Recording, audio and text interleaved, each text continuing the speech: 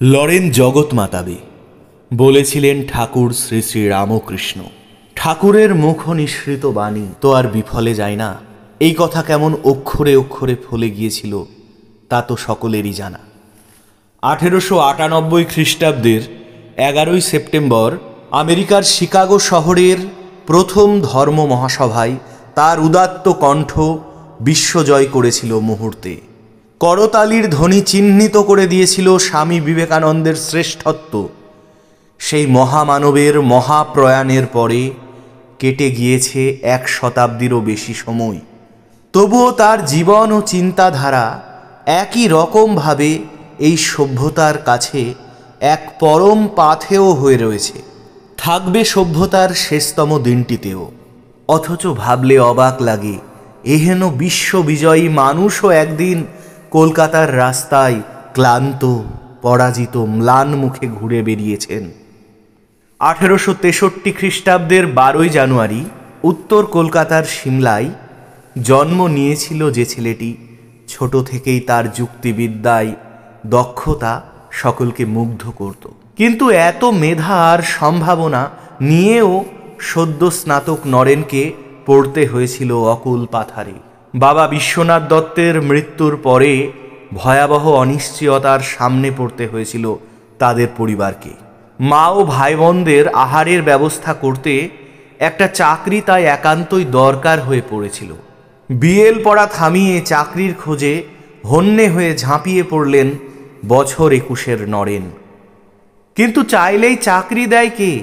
সেই সময়ও চাকরির বাজার ছিল প্রবল প্রতিযোগিতার, আর তা হাড়ে হাড়ে টের পেয়েছিলেন নরেন। আগামী দিনে গোটা বিশ্বকে পথ দেখাবেন যিনি, তার চোখের সামনেই তখন সংসারের গন্তব্যহীনতার অন্ধকার। একদিকে রোজগার ডাল ভাত, অন্যদিকে বাবার রেখে যাওয়া দেনা। দুয়ের ধাক্কার পাশাপাশি আর এক বিপদ ঘরছাড়া হওয়া, কারণ বাবার এক কাকার করা মামলায় বাড়ি ছেড়ে ভাড়া বাড়িতে থাকতে হচ্ছে। কাজেই চাকরি একটা না হলেই নয়, এই তখনকার পরিস্থিতি। এই অবস্থায় মেট্রোপলিটন ইনস্টিটিউশনের বউবাজার শাখায় হেডমাস্টারি করার সুযোগ তাই নরেনের কাছে ঠিক কেমন ছিল তা বলাই বাহুল্য। তার আগে বহু অফিসে আবেদন করেও ফিরতে হয়েছে রিক্ত হাতে। রোজগারের তাড়নায় ইংরেজি বই অনুবাদও করতে হয়েছিল, সেটা 1884 সাল। পরবর্তী সময়ে শ্রী শ্রী রামকৃষ্ণ কথামৃত রচয়িতা শ্রীম অর্থাৎ মাস্টার মহেন্দ্রনাথ গুপ্তের চেষ্টায় প্রধান শিক্ষকের চাকরিটি পেয়ে গেলেন যুবক নরেন। যদিও মহেন্দ্রনাথ গুপ্তকে এই কথাটি বলেছিলেন ঠাকুর শ্রী শ্রী রামকৃষ্ণ পরমহংসদেব। শ্রীম নিজেও ছিলেন ওই স্কুলের অন্য এক শাখার হেডমাস্টার। সদ্যই নরেনের সঙ্গে তার পরিচয় হয়েছে দক্ষিণেশ্বরে। 1881 সালের নভেম্বরে ঠাকুর শ্রীরামকৃষ্ণের সঙ্গে প্রথম দেখা হয়েছিল নরেনের। সেটি ছিল এক ঐতিহাসিক ক্ষণ। বিবেকানন্দের কণ্ঠে মনো চলো নিজ নিকেতনে শোনার পরে যে মুগ্ধতার সূচনা। নরেন তখন ঈশ্বর চিন্তায় বিভোর, কিন্তু 1884 সালের ফেব্রুয়ারি মাসে বাবার প্রয়াণে বিঘ্ন ঘটল তার সেই আধ্যাত্মিক চিন্তায়। দিন গুজরানোই তখন বড় বালাই। মেট্রোপলিটনের চাকরি যেন সেই বিপদের মুখে বড় আশ্বাস হয়ে দেখা দিল। যদিও দুর্ভাগ্যক্রমে নরেনের সুদিন এতেও ফেরেনি, কেননা চাকরিটা বেশি দিন টেকেনি, ফের কর্মহীন হতে হয়েছিল তাকে। আসলে মেট্রোপলিটন ইনস্টিটিউশনের সঙ্গে জড়িয়ে রয়েছে আর এক মহামানবের নাম, তিনি ঈশ্বরচন্দ্র বিদ্যাসাগর। উজ্জ্বল চোখের যুবক নরেনকে তার বেশ পছন্দই ছিল বলে জানা যায়। এমনকি নরেন ছিলেন সেই বিদ্যালয়ের প্রাক্তনী এবং তার বাল্যবন্ধুর পুত্র। কি এমন ঘটেছিল যে কারণে আচমকাই ছাড়তে হয়েছিল বিবেকানন্দকে মেট্রোপলিটন স্কুল? ঠিক কি হয়েছিল তা নিয়ে নানা মত আছে। একটা মত বলছে বরখাস্ত করা হয়নি বিবেকানন্দকে। স্কুলের সেক্রেটারি তখন ছিলেন ঈশ্বরচন্দ্র বিদ্যাসাগরের জামাতা সূর্যকুমার অধিকারী। তার চাপে পড়েই নাকি ইস্তফা দিয়েছিলেন বিবেকানন্দ। কেননা পারিবারিক যে মামলা মোকদ্দমার কথা আগেই বলা হয়েছে, তার ধাক্কায় মাঝে মধ্যেই আদালতে ছুটতে হতো নরেনকে। এছাড়া সূর্যকুমারের প্রিয় পাত্র ছিলেন না নরেন, কারণ সূর্যকুমারবাবু চেয়েছিলেন তার নিজের পরিচিত একজনকে হেডমাস্টার করতে এবং বিদ্যালয়ের ছড়ি ঘোরাতে। তিনি চক্ষুশূল হয়ে পড়েছিলেন স্কুল কর্তৃপক্ষ তথা বিদ্যাসাগরের জামাতার কাছে, আর তাই অচিরেই শ্বশুর মশায়ের অনুমতি নিয়েই প্রধান শিক্ষককে চাকরি ছেড়ে দেওয়ার জন্য চাপ দেন সূর্যকুমার। এই ঘটনারই আরেকটি রূপ রয়েছে।